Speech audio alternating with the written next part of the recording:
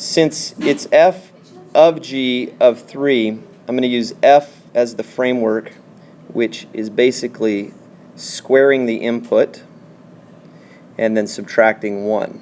That's how f is set up here.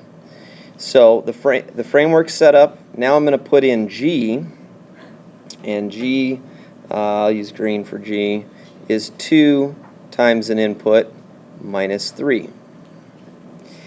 And now, instead of just stopping with the function, we actually have to evaluate it for the number 3. So that's what we put in for x inside the very inner layer of this composition.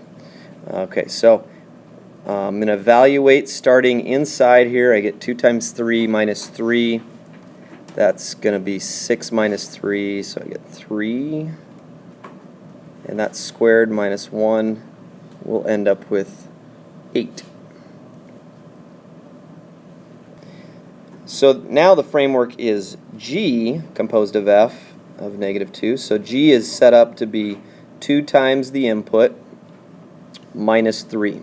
That's what we're looking at up here with g.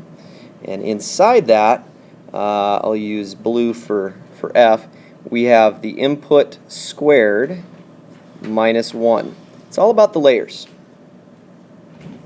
And this time we're evaluating at an input of negative 2. And so now we can just follow our order of operations and start on the inner layer here and work our way out. So negative 2 squared minus 1 will be 4 minus 1, that's 3. So we get 2 times 3 minus 3. And that's going to be 6 minus 3 is 3.